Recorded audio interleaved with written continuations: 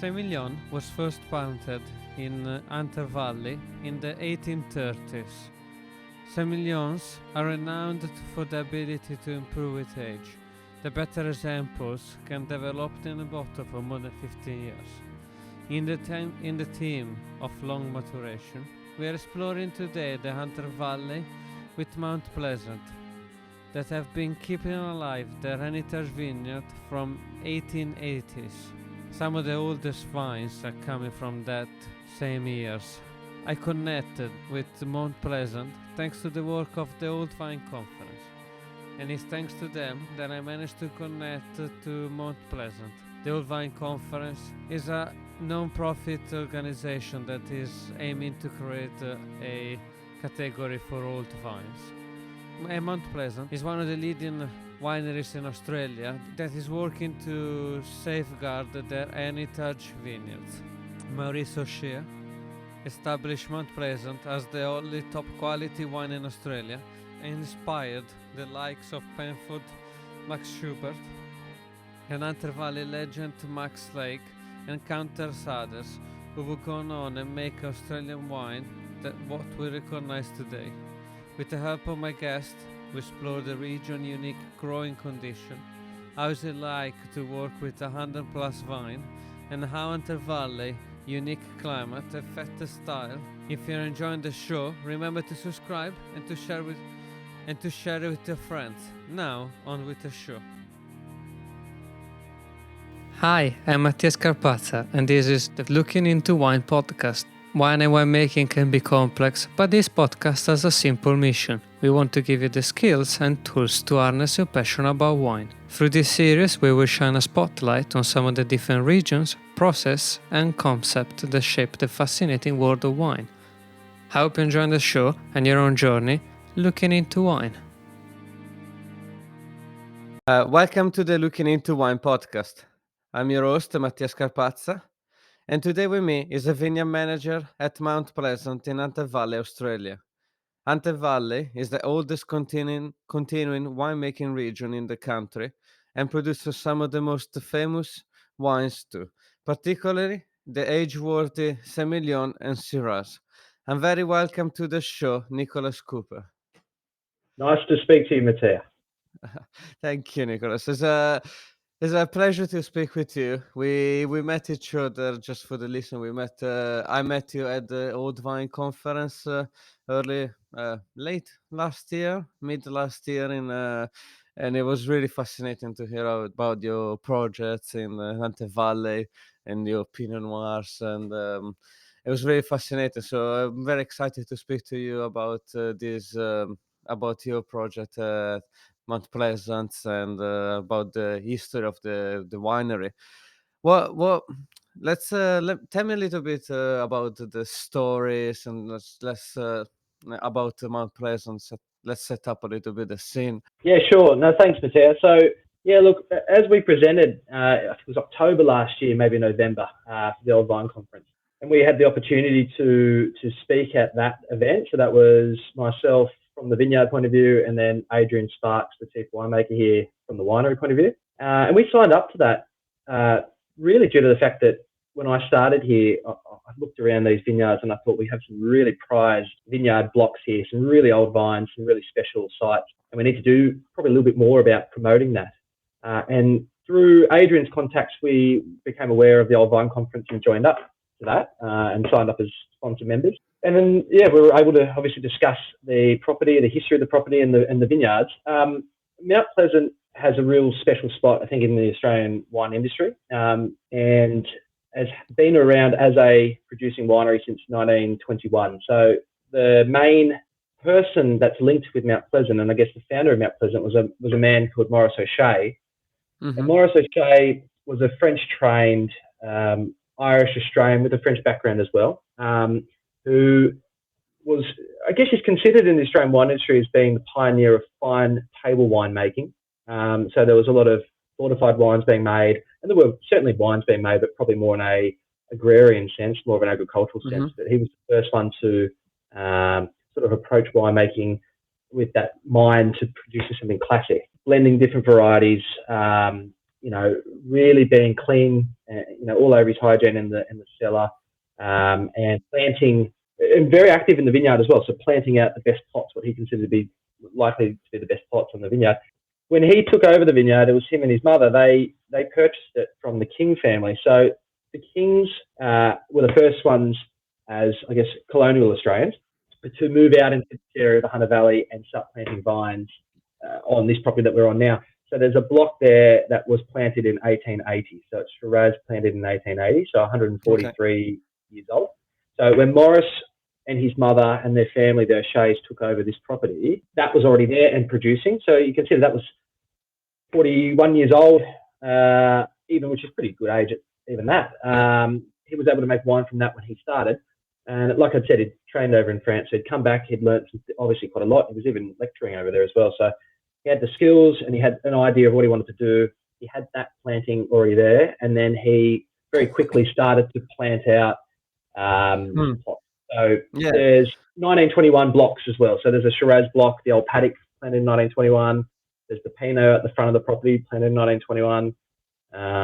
So they still remain. Yeah, I mean, obviously, in the grand scheme of Australian history, like 1920 and then 1880s was really some of the early wineries as well. It's not, I mean, it's some of the oldest vineyards and the planting as well in the Hunter Valley. When do you know when the first sort of vineyards arrived in the Hunter Valley to give a little bit, or when? Yeah, absolutely. Yeah. So the name that gets bandied around a lot is James Busby. So as an individual, he's often attributed to being the founder of the Australian wine industry, or for planting the first vineyards as such, and that was 1825, 1830, around that mark, in the Hunter Valley. So, and that's where we say the Hunter Valley is the oldest continuous wine region in Australia. And since then, there has been some form of wine culture active in that area, which makes sense. It's quite close to Sydney, and that was where I guess the colony was. So it's just spread from there. There are older vines in Australia, in South Australia. There are older individual plots, but ourselves here at Mount Pleasant, and then Tyrrell's, who are another really well-known winery in the Hunter Valley, old family-run winery. They've got some really old stuff too. So they have older vineyards in the Hunter than us. So I think they've got some stuff from maybe the 60s, 70s, that's 1800. But in terms of, so it's around that time. So 1880 is significant, yeah, definitely. Yeah, exactly. I mean, for us, for me, them being in Europe, and we talk about like regions spanning back 1,000 years, so they've been producing but like for the history of Australian wine is really significant. But for me, it's always been interesting about Hunter Valley because it's when you read about it, it sounds like it's a quite difficult area to grow vine because it's quite a hot region, very humid. So how do you manage that, especially for you there in the vineyards out there? What are the elements that then sort of mitigate these conditioning? Or Yeah, I know it is hard. That's the reputation that it has. I mean, I haven't been here for long. I've worked in Tasmania, Victoria, South Australia, from Sydney originally. So I wanted to get back to the Hunter. But that is the reputation that it has, is that it is one of the most difficult, if not the most difficult, growing region in Australia, due to the humidity, really, and also due to that heat. So the Hunter's the one region really in Australia where you can really have just wipeout years where something happens and it just there is no crop, and that's happened. And even recently. So yeah, it is very tricky. You almost have to earn your stripes a little bit in the Hunter Valley. Like, it's a good testing ground. So for us, the year that we just had, we had an incredibly wet winter, early spring, and there was a lot of disease pressure early. So really, it's a case of, and we sort of knew that was going to happen because we'd just gone through 3 years. We're in our third year of La Nina, so it was a really wet season. The two previous had been quite wet as well. So decisions, it all really starts at pruning, as most wineries and vineyards would say. That's that stage where you're able to shape the vine and gain a bit of an advantage. If you know you've got some difficult conditions coming up in terms of, say, extra moisture, very much a case of, say, I mean, it's very fascinating because when you think about like the stories and you hear about all the other region in Australia being really dry and all the fires and everything, and then you think about Hunter Valley being a northern and then most it's one of the northernmost, so it should be the almost very dry, but then it sounds very humid and it obviously presents quite a lot of challenges for like yeah, for especially for you in the vineyards must challenge be a challenge for managing like some mildew and this problem. Is there something common for the region? Oh, I think down. It sounds as though downy mildew is just every year. You just know you're going to get downy mildew. So it's a case of being on top of that. Powdery, we saw none this year. There was a young block that we had grafted this year, which we kept on spraying, but then when harvest kicked in, we sort of maybe slipped a little bit and got like a little bit sort of showed up. I thought, okay, there it is, but nothing got into any of the blocks that we harvested. And then botrytis is the other one that everyone talks is, obviously a nightmare in cool, wet regions. And a lot of that is just due to the fact that you've got these tight, small bunches. So like in Tasmania, for example, you're growing Pinot Gris, Chardonnay, and Sauvignon Blanc, all tight little bunches, and the water gets in there and it just explodes. But we have Pinot here, and Semillon can be very thin-skinned, but see, Shiraz is a nice loose bunch generally, so botrytis is not a massive issue. But it does sound like botrytis does rear its head most years as well. So we didn't have that this year, thank God. Yeah. Okay, well, I think this is a perfect segue to the old vine, and I would love to hear about how you find in managing the old vines and how old are the old vines and like what are the different blocks of old vines? What you get to work with? It's the real blessing of working here, and I guess for me, I was sitting down in Tasmania quite content, really, having a good time down there working. But the opportunity came up to run this vineyard, and the ability to work with vines that are that old is just incredible. So we have under vine 28.43 hectares of vines that are planted from 1968 and earlier, so over 50 years old. So as a single producer in the Hunter, and I could be wrong, but as when I last had a look, it's the largest area of vineyard for a producer with that 50 plus year vine. So that is spread across all major vineyards that we run. So we have the Old Hill, the Old Paddock, which are individual blocks, but then our vineyards where they exist are named after those two. So they're about 60 hectares each, roughly, and they're on the same property, but we sort of split them between the two. And then you've got Lovedale, which is all white wine. So Semillon, a very new planting of Chardonnay, but that has some old vine out there as well. And then Rose Hill, which is all reds. So our oldest, as I said, was 1880 vines, so 143-year-old Shiraz. The clone, we have absolutely no idea what it is. We do have the ability now in Australia to test for that, so you can get genetic sequencing done on grapevines, which is a fairly new technology here, which I can talk about with our Pinot. That's been one project that we've kicked off. So you've got, yeah, that's a really interesting one. The 1880 Shiraz, yep, so that's quite a big block, 3.1 hectares. We've then got another block, about half a hectare of Shiraz planted in 1963, the Contours block. Then we've also got the Pinot at the front of the property, so that's 0.6 of a hectare, planted in 1921, so planted by Morris. And that is, as far as we know, that is the oldest Pinot Noir planting in Australia.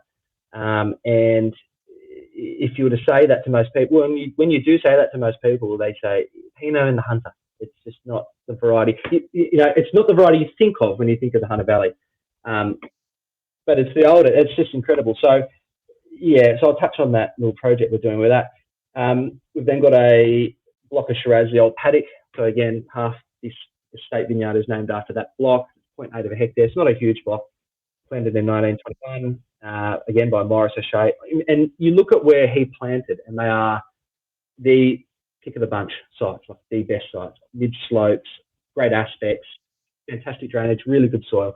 So again, without the technology, he still, as the original owner of this, just picked it, just was that's it, that's good, and planted the vines there, and they're just excellent. That's the estate vineyard. Lovedale is all, like I said, all whites, and we have a planting of Semillon there, which is the, I guess, fundamental white variety in the Hunter, planted in 1946. So again, planted by Morris, and that's quite a big block. That's 7.5 hectares. Really widely, like wide spacings, so 2 metre vine spacings, 4 metre rows, so quite wide.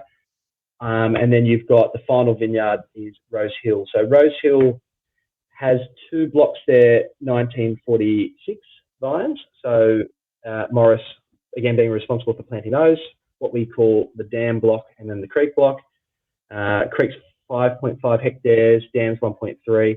And then there's a lot of 1960s planting. So Brian Walsh, who was the winemaker after Morris O'Shea at Mount Pleasant, he planted out the rest of those blocks in the 60s. And it takes you to 28.4 hectares. Do you manage the older Syrah from the 1880s? How do they cope also for if you had a newer planting and you had that older block of Syrahs? Let's talk about the Syrah. How do you manage them differently? Do you see any difference, or do you worry about less about one or the other? It's funny, you probably, when you know that you're dealing with something so prized and so old, your first intention is to spend all your time in that block, because you think, I've got to look after this block. It's just so prized. It goes on, the fruit this year was just fantastic. And so you do fret about it. You think, I need to really look after this block. But what you realize quickly is it is almost in control of itself. It is just become part of that plot of land, and it just, great canopies, really good fruit. Generally gets the same above ground treatment in terms of through the season to combat disease, generally, as every other block. But what you find though is where other blocks might sort of struggle with something or suffer a little bit with maybe just the first inklings of disease or some sort of insect pest, it just seems to be really clean all the time. It's almost just in harmony. It doesn't run itself. You still obviously need to be involved, but it's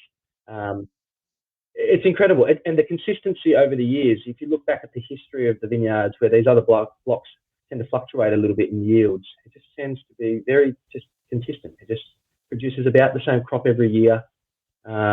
We prune it really soft. I mean, we spur prune the Old Hill. And the queries there is, do we bring it back to cane? I mean, a lot of old vineyards that I know of in Australia do tend to prefer to run cane prune. But this is spurred. I don't know if I really want to I don't want to intervene with it at the moment. It seems okay. I don't really want to make any big cuts in some of that wood too.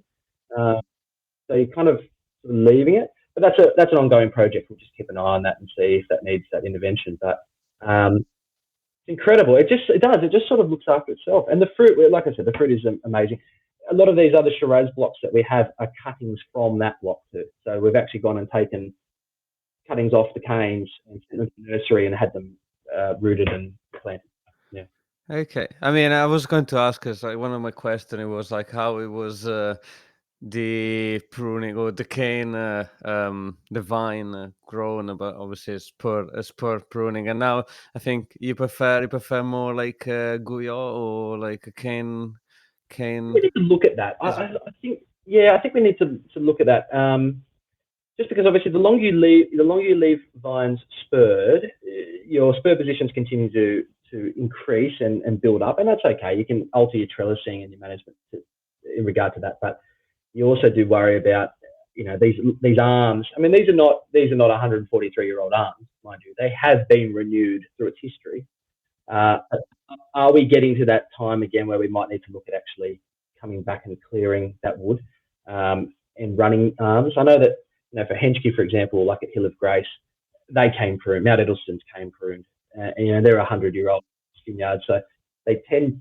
It just seems to be a bit of a pattern that you like to manage the crop, so the crop, what the vines will actually put out as yield tends to be a bit more uniform and consistent with cane pruning. You're hopefully dealing with less disease because it's more open canopy generally, and then also you're not having to make big cuts. They're that old. The trunks are that old and that established.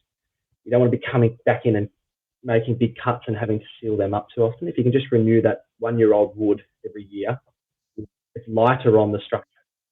Yeah. Yeah, I mean, I guess that they're quite established wood and everything. Where in which blend or in which wine are those old Shiraz used? Because I was looking through your selection of wine, and you have quite a few. And in which block, in which wine, and then ultimately being used?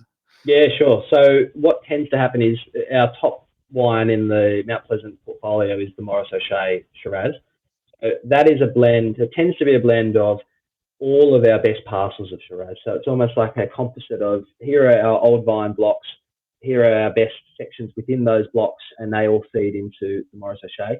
And the blend changes depending on the season. So it might be a year where Rose Hill is just fantastic. And you go, okay, I want more of that 1960s and 1940 Shiraz in the blend. Or you have a year like this year, where this year the Old Hill in particular was a standout. So the percentage of Maurice O'Shea will build due to that. If it doesn't make that grade, it then will make the 1880 vines Old Hill Shiraz. The Maurice O'Shea in Australian dollars from last looking was about 300, 250, 300-ish range, which is quite expensive for the wine in Australia, but that's what it is. It's a capturing of some of the oldest vineyards in the Hunter Valley, so the oldest Shiraz vineyards. Then you've got the Old Hill Shiraz, which is about $120, $150 a bottle. And then if it doesn't make that, I mean, most of the time the Old Hills fruit is going into those two, and that is as far as it'll go. It may, some of the lower grade or stuff that might come from a weaker patch or a more difficult year, it might end up in OP and OH, which is a $50 bottle of wine, which is a bit of a composite of the estate vineyard.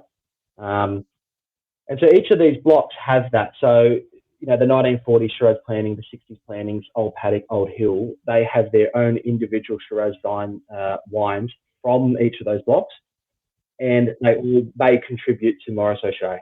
So they sort of filter. And then everything else is OP and OH Shiraz, or it goes into Rose Hill Shiraz, and sort of filters through the more just generic vineyard blends. Okay. Before we move on, and before we forget about the Pinot Noir project, because I was very fascinated about the research you were trying to do, and I think it was early October last year when you were talking about it, and you were sending something to the Australian Research Wine Research Center, Yeah, and I that's was right. just wondering what's happening there.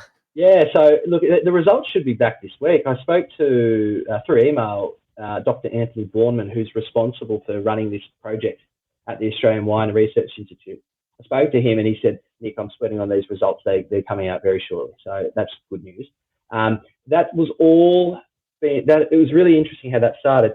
Prue Henschke from Henschke, I did a very short stint with them back in 2015, 2016. I worked with them when I was in South Australia.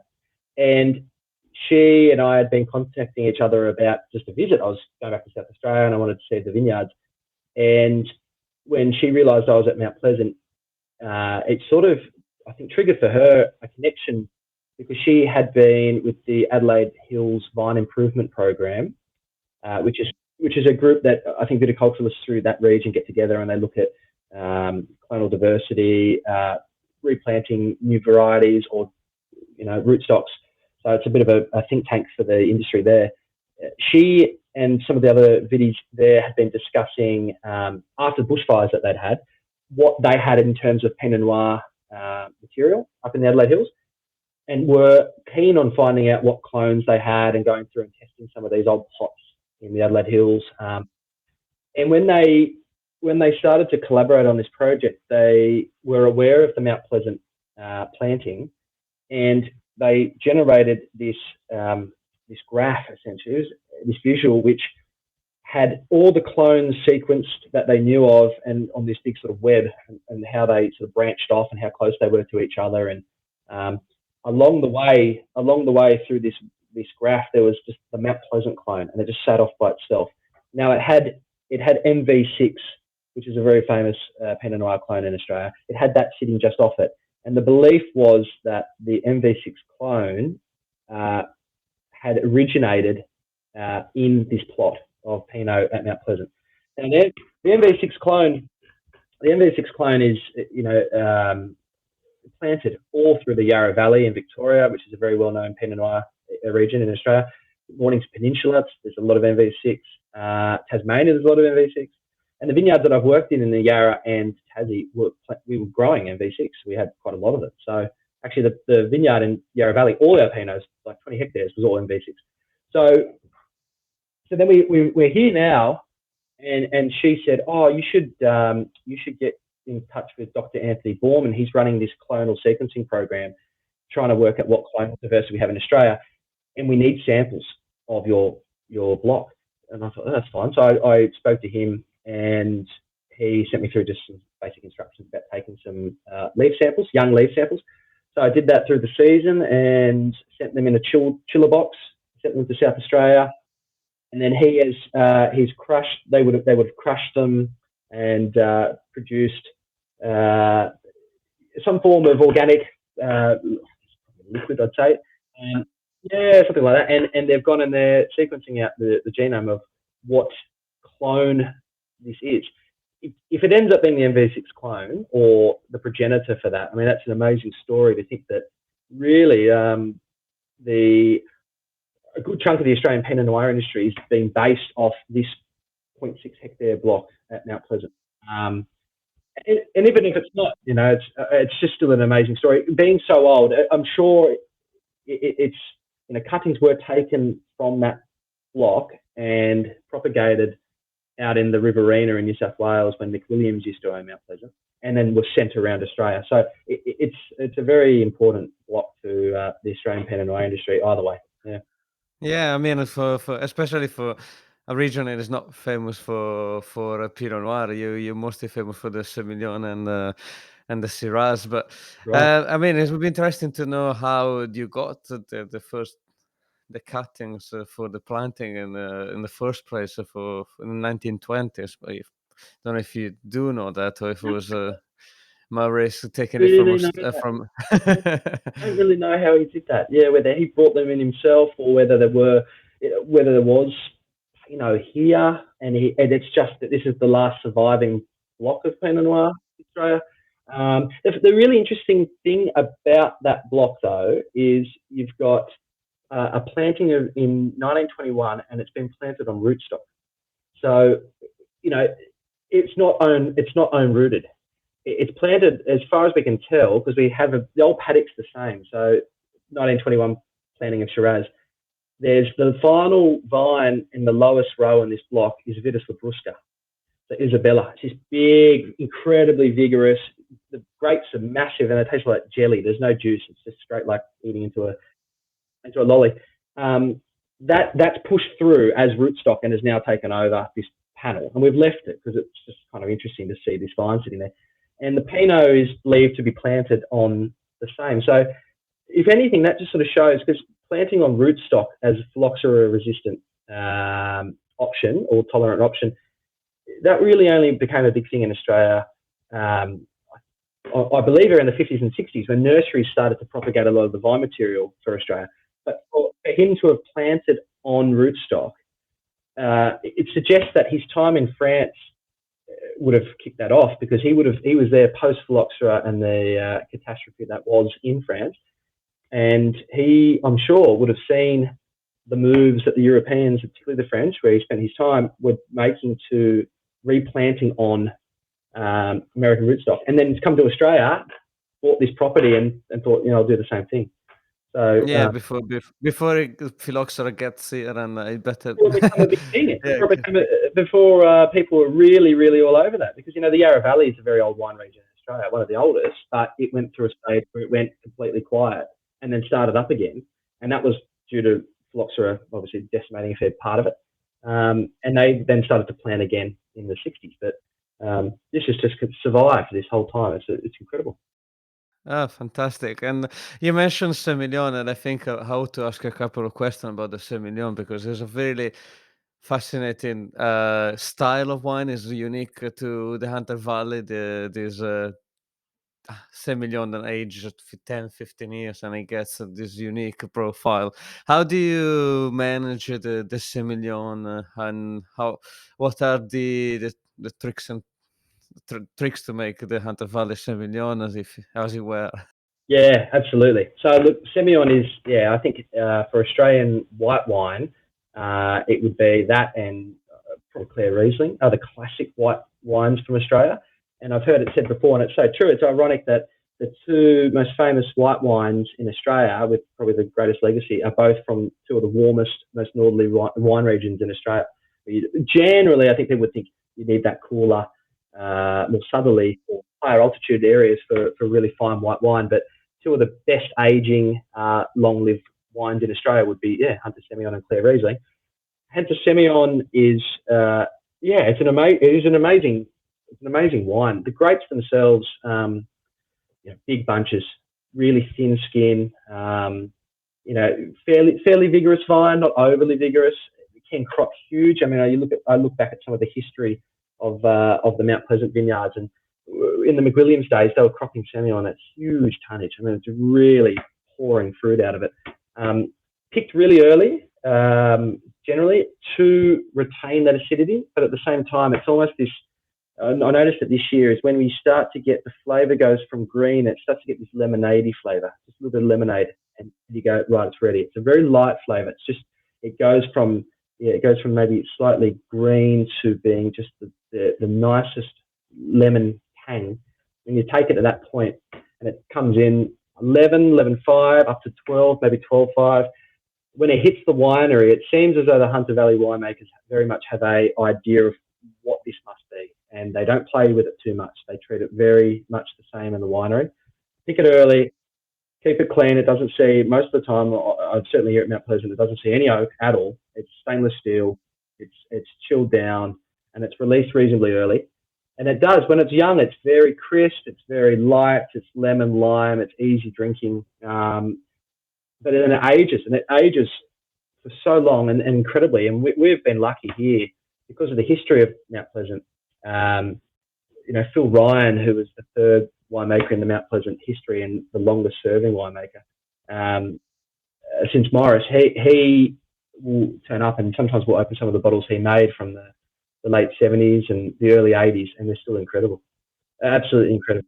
Yeah, very toasty. It's just amazing. Amazing to drink. Yeah, the vibrancy into like a Hunter Valley Semillon is really really very fascinating. What sort of acidity level you're looking at there? Because there's 12% alcohol. So what sort of or pH? I don't know which of the two usually you look at. Oh, some of the pHs were like barely 3. Right at 3. It's a very, very, very low, very, very, very low, and titratable acidities of 8, 9, 10 grams per liter. So really high acid. And they're amazing, but they do have that flavour. It's really, really nice. I found that interesting. I mean, I don't have a huge amount of experience with Semillon, but this year in particular, like just tasting that fruit and noticing it go from that, it just hit that spot where it went like sherbet, like lemonade, and it was like go, go, go. And we had a big week of Semillon this year. Really, once it started to go, we just picked flat out. Yeah, and the old vines were the last. The old vines were the last one. The 1946 vines were the last Semillon off this year, and really amazing. Yeah, being that old, the crop that they had compared to some of these younger blocks was obviously it was a bit back in terms of it was fairly reduced, but the flavour was incredible. The fruit, amazing, amazing flavour. So that's really important that we continue to manage that block and keep it producing for as long as possible, because it goes into a very a very prestigious bottle of wine and a very famous bottle of wine. So yeah, very. Absolutely. What are just the last couple of questions? What are the plans for the old vines? What are the thoughts there for the estate?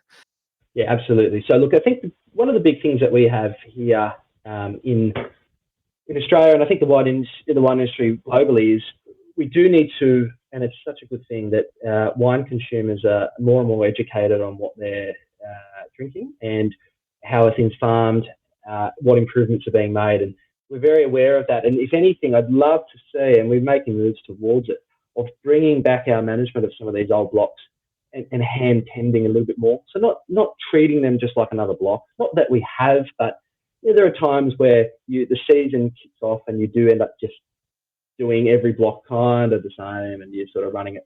But really trying to get in there and get back to being kinder to the soil, kinder to the vine, spending time with them, layering as much as we can. So keeping some of that genetic material by actually taking long shoots down at pruning time, digging them in, and continuing to fill in those gaps. That's very important with doing that. Sure, that's not on rootstock what you layer, but at the end of the day, you are filling those gaps and you're keeping that genetic diversity, or that uniqueness in the block. So we're looking at doing that.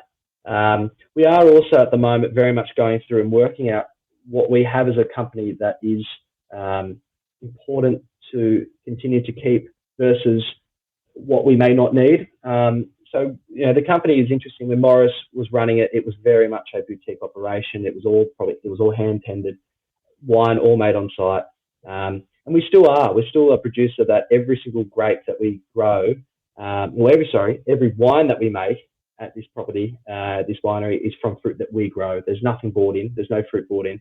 So we want to keep it that way, but we also want to focus our intentions and our efforts into these, particularly the old blocks, and improving how we farm them, and making sure that they can go another 50, 60, 70 years.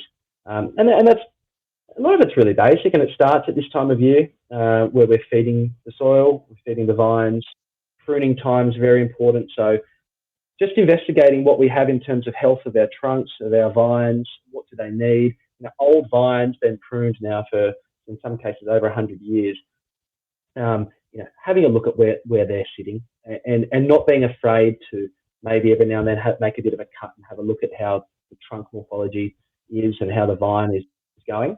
It's easy to sort of look at these blocks and go, we'll just stay away from them. And they do through the season. They tend to be really great. They run themselves to a degree, but we also need to make sure that we're doing something for them. Because every year they produce that crop and they're losing all that goodness and that nutrient, and we need to be making sure that we're putting stuff back in. So Yeah, absolutely. I mean, for me, it's it's an incredible project that is happening around the world with the old vine, and I think it's interesting because I can see it's something that then people can relate a lot.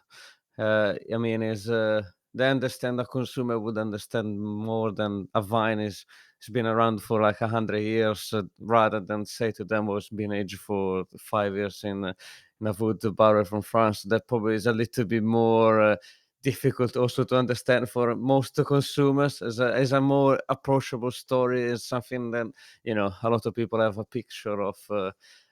In their mind of a vineyard, they've seen a picture of a vineyard, and most of the time it's like the oldest or the best plot. So, yeah, for me it's a very interesting project, and I'm really excited to speak to the various producers and people around the world about what they're doing for old vine or the various projects and about it. But it's really interesting to see what you're doing at Mount Pleasant, and yeah, I wish all the luck and to continue to preserve these beautiful vineyards and everything. But thank you for your time.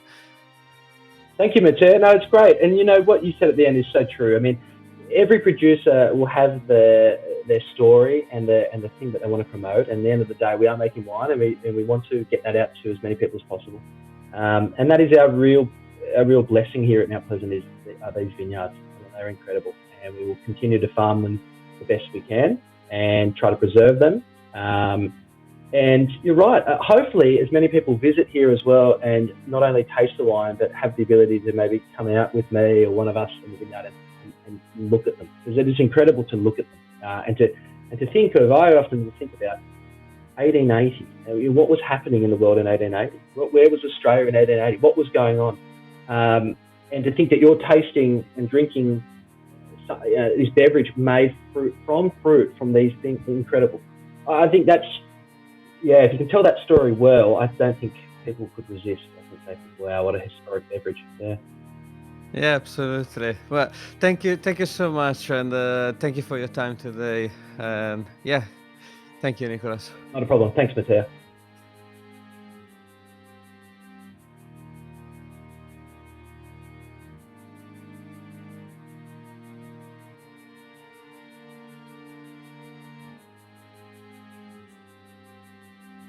You listen to the Looking Into Wine podcast with Mount Pleasant. You can find Looking Into Wine on Apple Podcasts, Spotify, and all the major listening apps. If you're enjoying the podcast, remember to subscribe and to leave us a review. We are very thankful for the ongoing support that everybody is showing and to the support that everybody is showing over the years for this project of mine. Thank you again. And music produced by Samuel Dinardo, mastering and editing from Tommaso Asco.